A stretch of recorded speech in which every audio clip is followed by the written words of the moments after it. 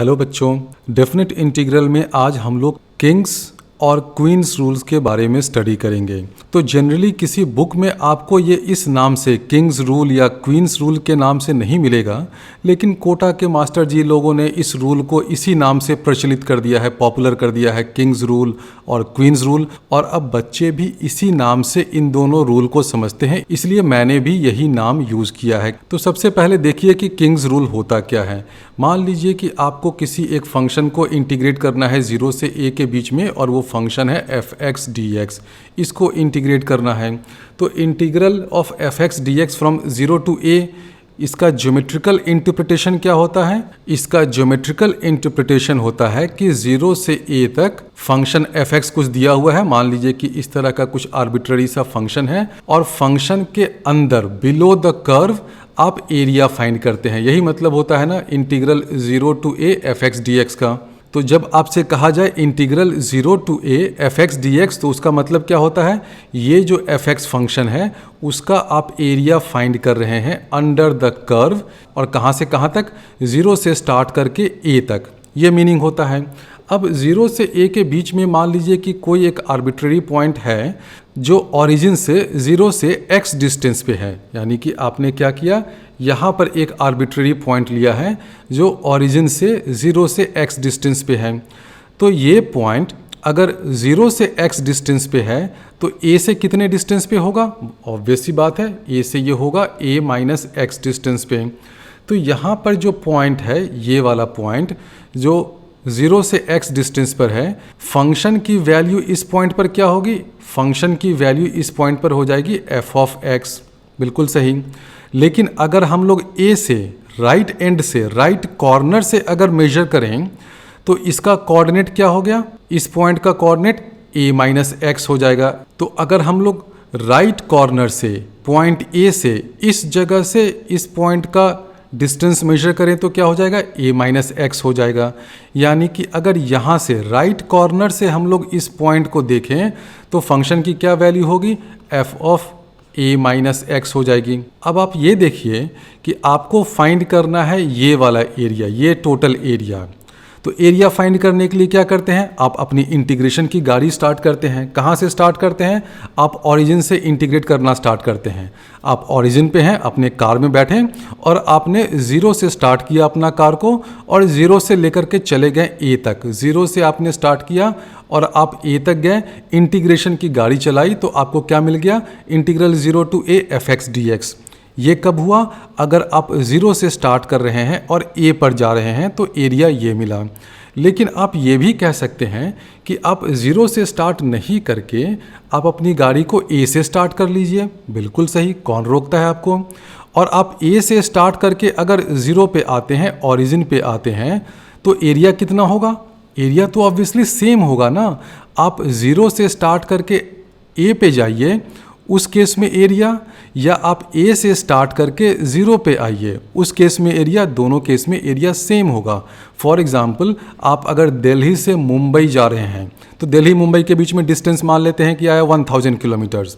लेकिन अगर आपका फ्रेंड मुंबई से स्टार्ट करता है और वो दिल्ली की तरफ आता है तो वो भी कितना डिस्टेंस मेजर करेगा? Obviously same distance, 1000 kilometres. यानी कि आप 0 से a तक इंटीग्रेट करिए या a से 0 तक इंटीग्रेट करिए, एरिया सेम होना है। यानी कि this area will be equal to integration of f a minus x dx। इसको हम लोग कर दें 0 से a। अब ये दोनों इक्वल क्यों होगा? सोचिए, जब हम लोग 0 से a की तरफ जा रहे हैं तो ये कोई आर्बिट्ररी पॉइंट है, वो 0 से कितने डिस्टेंस पर है? x डिस्टेंस पे है। तो हमने क्या किया?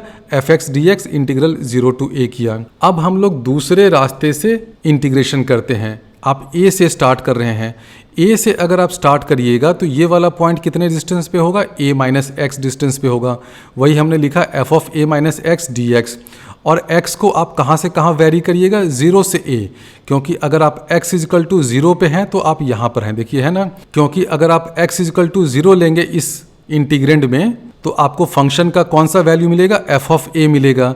यानी कि आपने यहाँ से स्टार्ट किया और 0 तक आ गए तो आपको ये वाला एरिया मिलेगा और दोनों एरिया ऑब्वियसली सेम होना है। यानी कि आपको रूल क्या मिल गया, रूल आपको ये मिला कि integral 0 to a f x D x this is equal to integral 0 to a f of a minus x D x. तो ये जो हमने लिखा है ये simplified version of king's rule है। Integral 0 to a f x D x this is equal to integral 0 to a f of a minus x D x. इस चीज़ को तो अभी हमने ज्योमेट्रिकली समझाया कि जो लेफ्ट हैंड साइड है वो क्या है, एफ एक्स का एरिया है, area under the curve between limits 0 to a, और सेम एरिया को हम लोग F of a minus x D X भी लिख सकते हैं between the limits 0 to a, क्योंकि एक केस में क्या हो रहा है कि आप 0 से स्टार्ट करके a तक जा रहे हैं, इस रास्ते जा रहे हैं। दूसरे केस में क्या हो रहा है कि आप a से स्टार्ट करके 0 की तरफ जा रहे हैं। तो दोनों केस में एरिया तो सेम होगा ना। आप दिल्ली से मुंबई जाइए या मुंबई से दिल्ली आइए, डिस्टेंस तो सेम होना है, तो दोनों एरिया सेम होगा, इसलिए दोनों इंटीग्रल सेम होगा। तो ये तो हुआ इसको समझने का ज्योमेट्रिकल तरीका। मैथमेटिकली भी इसको प्रूव करना बहुत सिंपल है। आरएचएस में आप देख रहे हैं कि F of a minus X है, तो हम लोग ए माइनस एक्स को एक नया वेरिएबल टी मान लें तो क्या हो जाएगा, minus D X is equal to D T. इसके बाद आरएचएस क्या हो जाएगा, जब एक्स की वैल्यू 0 है तो t क्या हो जाएगा, a हो जाएगा, और जब x की वैल्यू a है तो t क्या हो जाएगा, 0 हो जाएगा, और ये हो जाएगा f ऑफ t dt, और ये माइनस dx के कारण यहाँ पर एक माइनस आ गया। अब ये माइनस है तो इस माइनस के कारण आप लिमिट ऑफ इंटीग्रेशन को रिवर्स कर सकते हैं। इस माइनस को हटाइए और लोअर लिमिट करिए 0, अपर लिमिट कर दीजिए a। तो इंटीग्रल क्या हो जाएगा, 0 से a integral F T D T. अब ये t तो डमी वेरिएबल है तो t को हटा करके आप x लिख सकते हैं। तो RHS क्या हो जाएगा, RHS हो जाएगा 0 to a integral F x D X, यानी कि RHS और LHS दोनों सेम हो गया जो हमें प्रूव करना था। तो ये जो हमने रूल लिखा है ना, ये किंग्स रूल का बहुत ही सिंप्लीफाइड वर्जन है। सिंप्लीफाइड वर्जन क्यों है, क्योंकि इसमें लोअर लिमिट 0 है, अपर लिमिट a है। इस किंग्स रूल का एक जनरल वर्जन हम लोग लिख सकते हैं अगर लोअर लिमिट a और अपर लिमिट b है और हमें पता करना है एफ एक्स डी एक्स इसका इंटीग्रल, तो ये हो जाता है a to b F of a plus B minus x D X. ये है किंग्स रूल का मोस्ट जनरल वर्जन। इसको आप देख लीजिए। अब इस चीज़ को भी प्रूव करना यूजिंग मेथड ऑफ सब्स्टिट्यूशन बहुत ही आसान है। हमें प्रूव करना है कि ये जो RHS में है वो LHS के बराबर है। तो RHS में आप देख रहे हैं कि f of a plus B minus X है, तो हम लोग एक नया वेरिएबल ले लें, a plus B minus X is equal to T, बिल्कुल ले सकते हैं। तो माइनस डी एक्स क्या हो जाएगा, ये डी टी के बराबर हो जाएगा। D X is equal to minus D T होगा, तो उसी डी एक्स को हमने यहाँ लिख दिया माइनस डी टी, और लोअर लिमिट अगर x a है तो t की वैल्यू क्या होगी, b होगी, तो यहाँ पर करिए b, और अगर x b है तो t की वैल्यू हो जाएगी a, तो यहाँ पर करिए a, और ये हो जाएगा एफ टी डी टी। अब आप क्या करिए, इस माइनस के कारण अपर और लोअर लिमिट को रिवर्स कर दीजिए, यानी कि b चला जाएगा ऊपर और a आ जाएगा नीचे, तो ये a नीचे आ गया, b ऊपर चला गया, और t तो डमी वेरिएबल है, यानी कि t को हम लोग एफ एक्स डी एक्स ऐसे लिख सकते हैं। तो जो LHS में है एग्जैक्टली वही चीज़ देखिए RHS में भी आ गया। LHS में है integral a to B F x D X, RHS में भी आ गया integral a to B F x D x. तो ये जो रूल अभी हमने प्रूव किया ये है most general case of king's rule, F of a plus B minus X. इसको ध्यान में रखिएगा कि ये कैसे आता है। ये बेसिकली हो जाता है कि जो लोअर लिमिट है और अपर लिमिट है दोनों को ऐड करिए, उसमें से x माइनस करिए, F of a plus B minus x D x. तो ये हो गया किंग्स रूल। अब इस रूल का भी ज्योमेट्रिकल इंटरप्रिटेशन है, क्या है मैं दिखाता हूँ। LHS में जो चीज़ है integral a to B F x D X, वो बेसिकली क्या है, एफ एक्स ये फंक्शन है जो टेढ़ा मेरा सा आर्बिट्ररी फंक्शन हमने बना दिया है, उसका area under the curve from a to b, यही हुआ ना, integral a to b F x D X का मतलब तो यही हुआ। ये वाला जो एरिया है a यहाँ पर है लोअर लिमिट और b है अपर लिमिट, तो LHS में जो प्राणी है वो ये है, इस एरिया की वैल्यू है। अब आप क्या करिए कि ये जो फंक्शन है ना एफ एक्स, इस फंक्शन को along the line of center, along the line of symmetry, line of symmetry क्या होगा, ये पॉइंट A है और ये पॉइंट B है, तो लाइन ऑफ सिमेट्री क्या हो जाएगा, x is equal to A plus B by two. इस लाइन के अलोंग इस कर्व का आप रिफ्लेक्शन ले लीजिए। रिफ्लेक्शन लीजिएगा तो क्या होगा, रिफ्लेक्शन कहने का मतलब ये है कि यहाँ पे जो पॉइंट है ना, इस पॉइंट का रिफ्लेक्शन लीजिए इस लाइन में। यानी कि मान लीजिए कि यहाँ पर एक मिरर है, यहाँ पर अगर मिरर है तो ये वाला जो पॉइंट है वो रिफ्लेक्शन में कहाँ जाएगा, यहाँ कहीं आ जाएगा। ये वाला पॉइंट कहीं यहाँ जाएगा। इधर का जो इतना ऊंचा वाला पॉइंट है वो रिफ्लेक्ट होकर के यहाँ पर कहीं ऊंचा बन जाएगा। तो हम लोग अभी क्या बोल रहे हैं कि हमें दे रखा है ये वाला कर्व क्या है भाई, fx। आप क्या करिए कि इस कर्व fx का रिफ्लेक्शन लीजिए इस लाइन में। किस लाइन में, x is equal to A plus B by two. Reflection लीजिएगा तो क्या होगा, बहुत सिंपल सा लॉजिक है। रिफ्लेक्शन अगर आप लीजिएगा तो जो पॉइंट fx पे है वो उछलकर कहाँ चला जाएगा, वो चला जाएगा f of a plus B minus X पे। सिंपल सा लॉजिक है। जो पॉइंट देखिए कि f ऑफ a पर है वो कहाँ चला जाएगा, b पर आ जाएगा। आप इसमें करके देख लीजिए, x की वैल्यू अगर आप a डालिएगा तो a प्लस बी माइनस ए यानी कि f ऑफ b हो गया। यानी कि जो पॉइंट यहाँ पर है f ऑफ a है, ये रिफ्लेक्शन लेने के बाद f ऑफ b में आ जाएगा। सिंपल सा कॉन्सेप्ट है रिफ्लेक्शन का। आप इसको ऐसे भी समझिए कि यहाँ पर अगर कोई पॉइंट है जिसका x कोऑर्डिनेट x है, तो इसका जब हम लोग रिफ्लेक्शन लेंगे इस लाइन में तो ये पॉइंट यहाँ कहीं आ जाएगा और कहाँ पर आएगा, a plus B minus X पे आ जाएगा। आप इसको घर में बैठ कर के चेक कर लीजिए, यही चीज़ होगा। तो हमने जो किंग्स रूल में अभी RHS में लिखा है, ये चीज़ क्या है, ये है इस फंक्शन fx का रिफ्लेक्शन किस लाइन में, इस लाइन में x is equal to A plus B by two में। तो हम लोग इस रिफ्लेक्शन को बना देते हैं, ठीक है। तो इस fx का जब आप रिफ्लेक्शन बनाइएगा इस मिरर लाइन में तो ये ऐसा कर्व बनेगा। देखिए अभी हमने रिफ्लेक्शन किया ना, इधर वाला जो है वो थोड़ा सा ऊंचा था, किंग रूल है तो किंग के थ्रोन जैसा ये इधर वाला कुछ ऊंचा था। तो देखिए ये जो थ्रोन था अब ये लेफ्ट साइड में आ गया, आना ही है क्योंकि हम लोग इसका रिफ्लेक्शन ले रहे हैं इस मिरर लाइन में। तो ये जो थ्रोन था ये इधर आ जाएगा। तो ये देखिए थ्रोन यहाँ पर आ गया। तो ये जो नया फंक्शन है ये क्या है, f of a plus B minus x. तो ये वाला जो एरिया है, ये एरिया और ये वाला जो एरिया है, दोनों एरिया क्या सेम होगा, बिल्कुल सेम होगा।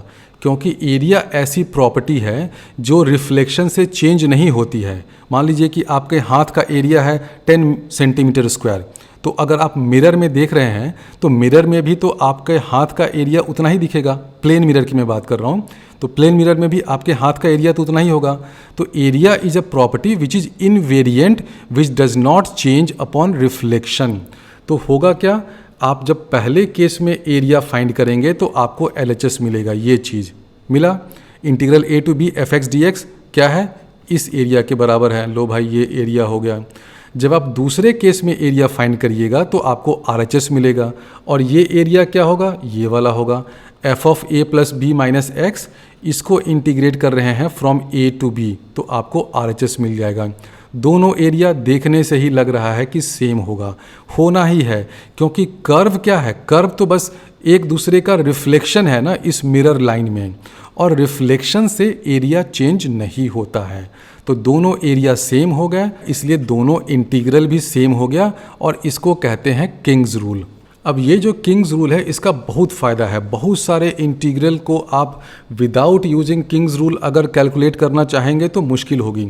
इसका फ़ायदा देखिए कैसे होता है। मान लीजिए कि आपको फाइंड करना है ये integral a to b fx dx, ये आपको फाइंड करना है LHS वाला। और fx जो इंटीग्रेंड है ऐसा खूंखार या डरावना सा प्राणी है कि इसको आप आसानी से इंटीग्रेट नहीं कर सकते हैं। इसको इंटीग्रेट नहीं कर सकते हैं, लेकिन आप किंग्स रूल से ये देख रहे हैं कि ये जो इंटीग्रल है i is equal to this thing वो इसके बराबर भी होगा। यानी कि हम लोग ये भी लिख सकते हैं that i is also equal to this thing, ये वाला भी चीज़ तो होगा ही। दोनों i है, दोनों i को जब आप ऐड करिएगा तो क्या मिल जाएगा, 2i is equal to integral a to b fx plus हो जाएगा f of a plus b minus X dx। ऐसे लिख सकते हैं, बिल्कुल लिख सकते हैं। और कुछ केसेज में ये हो सकता है कि fx को अकेले इंटीग्रेट करना मुश्किल हो, लेकिन जब हम लोग fx plus f of a plus b minus x करेंगे तो ये बहुत ही सिंपल फंक्शन होगा। इसको इंटीग्रेट करना बहुत आसान हो जाएगा। हो सकता है कि ये चीज़ एक कांस्टेंट ही हो जाए, तो उस केस में आप आसानी से इसको इंटीग्रेट कर सकते हैं। तो किंग्स रूल का यही फ़ायदा होता है। आपको इंटीग्रेट करना था ये वाला चीज़, आपने किंग्स रूल यूज़ करके दिखा दिया कि integral I is also equal to this thing, दोनों को ऐड किया। ऐड करने के बाद आपको क्या मिलेगा, integral A to B F X plus F of A plus B minus x D X. और ये जो इंटीग्रेंड है ये बहुत ही सिंपल होगा, तो आपका काम बन गया। फॉर एग्जाम्पल अभी मैं आपको दिखाता हूँ कैसे केसेज आपको मिलेंगे।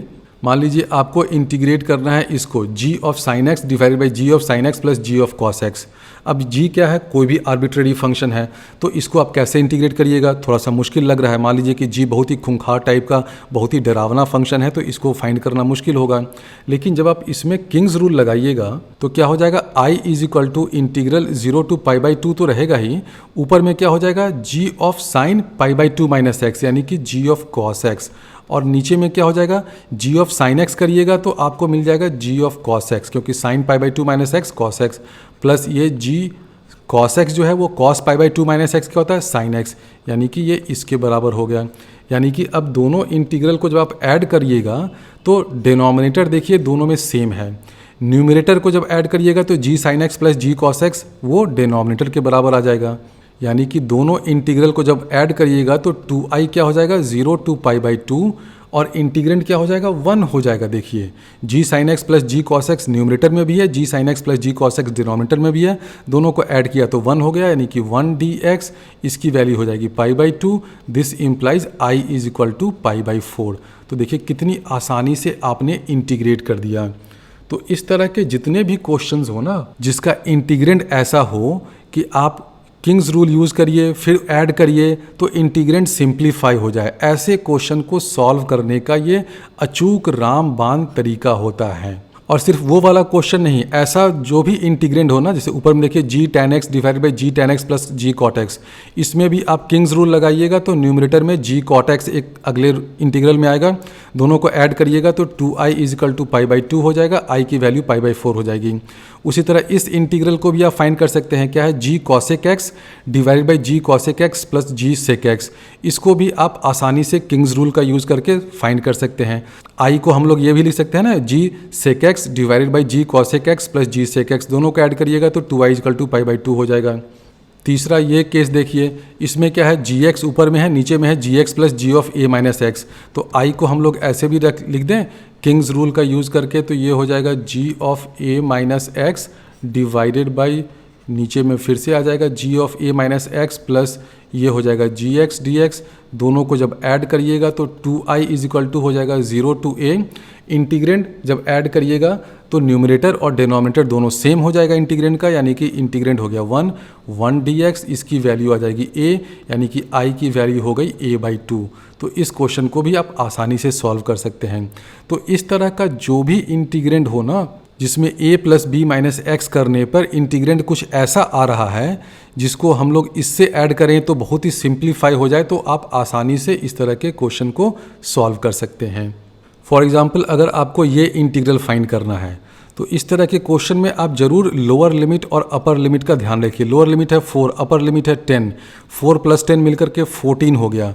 तो हम लोग चाह रहे हैं कि इंटीग्रेंड में कुछ 14 माइनस एक्स टाइप का प्राणी हमें दिख जाए। तो क्या 14 माइनस एक्स आपको दिख रहा है? बिल्कुल दिख रहा है। देखिए ना, ये जो है ये क्या है, ये तो 14 माइनस एक्स होल स्क्वायर है। यानी कि आप ये लिख सकते हैं कि अगर इंटीग्रल ये है तो इंटीग्रल को हम लोग ऐसे भी लिख दें किंग्स रूल का यूज़ करके 4 टू 10, न्यूमरेटर हो जाएगा 14 माइनस एक्स होल स्क्वायर, बिल्कुल हो जाएगा। अब ये नीचे वाला क्या था, ओरिजिनल इंटीग्रल में जो नीचे वाला चीज़ है ये है 14 माइनस एक्स होल स्क्वायर, ये है ना, देखिए ये चीज़ यही है। तो जब आप 14 माइनस एक्स यानी कि प्लस एक्स करिएगा तो ये वाला टर्म हो जाएगा एक्स स्क्वायर। तो लिखो भाई इसको यहाँ पर एक्स स्क्वायर, लेकिन ये जो दूसरा टर्म है ना ये हो जाएगा 14 माइनस एक्स होल स्क्वायर।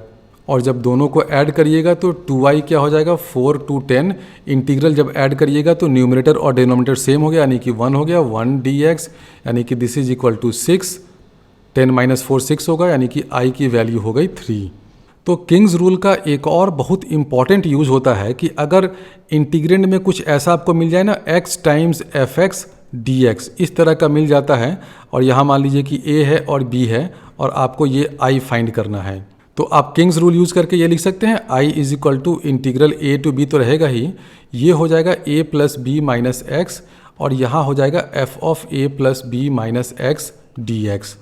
तो जब इन दोनों को ऐड करिएगा और मान लेते हैं कि f ऐसा फंक्शन है कि एफ एक्स और f of a plus B minus X दोनों सेम चीज़ है, मान लेते हैं कि ऐसा है, तो उस केस में क्या हो जाएगा, जब इस x और a plus B minus X को ऐड करिएगा तो ये वाला x और ये माइनस एक्स कैंसिल हो जाएगा, तो आपको क्या मिल जाएगा 2i is equal to a plus B constant है तो भाई तुम बाहर चलो, इंटीग्रल a टू b ये हो जाएगा एफ एक्स प्लस ये वाला चीज़ f of a plus B minus x जिसको हमने मान लिया है कि वो एफ एक्स के बराबर है, तो ये हो जाएगा एफ एक्स डी एक्स। अब इसको आप आसानी से इंटीग्रेट कर सकते हैं। तो इस तरह का बहुत सारा एप्लीकेशन होता है किंग्स रूल का। जब भी आपको किसी इंटीग्रेंड में ये x कबाब में हड्डी की तरह चिपका हुआ दिख जाए आपको यहाँ पर, तो इस x को हटाने के लिए जनरली हम लोग किंग्स रूल का यूज़ करते हैं। किंग्स रूल पे बेस्ड एक और प्रॉब्लम सॉल्व करते हैं, इसको आपको इंटीग्रेट करना है। लिमिट देख रहे हैं कि माइनस पाई से पाई है, यानी कि लोअर लिमिट और अपर लिमिट का सम क्या हुआ, 0 हुआ, यानी कि हमें फाइंड करना है इंटीग्रल दिस थिंग।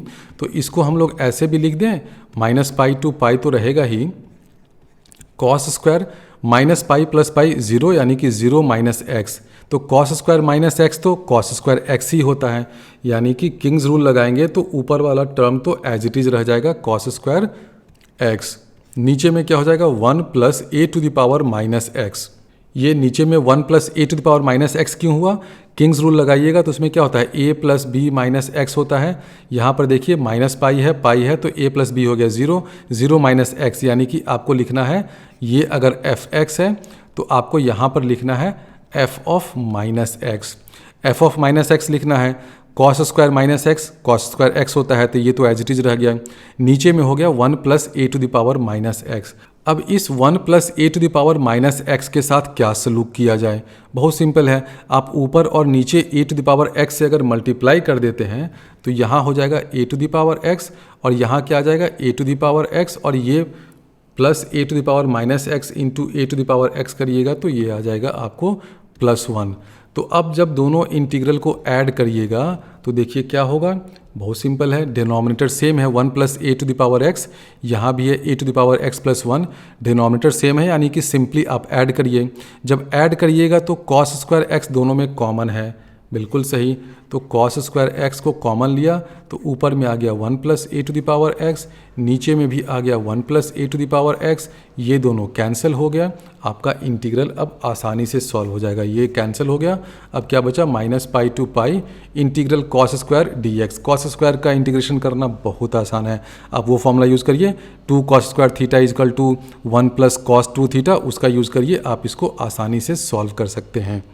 आप इसमें फिर ये भी यूज़ कर सकते हैं कि माइनस पाई टू पाई है इंटीग्रेशन और कॉस स्क्वायर एक्स क्या है, कॉस स्क्वायर एक्स जो बचा हुआ चीज़ है वो तो एक इवन फंक्शन है, तो ये और ये कैंसिल हो गया, तो हम लोग लिख सकते हैं कि 2i is equal to 2 times 0 to pi cos square x D x. अब ये 2 और 2 कैंसिल हो गया तो इसको सॉल्व करिएगा तो i की वैल्यू हो जाएगी π/2। अब अगले लेक्चर में हम लोग क्वींस रूल से रिलेटेड थियरी, उसका डेरिवेशन और उसका एप्लीकेशन देखेंगे और उसके बाद हम लोग किंग्स रूल और क्वींस रूल से रिलेटेड बहुत सारे प्रॉब्लम्स को डिटेल में सॉल्व करेंगे।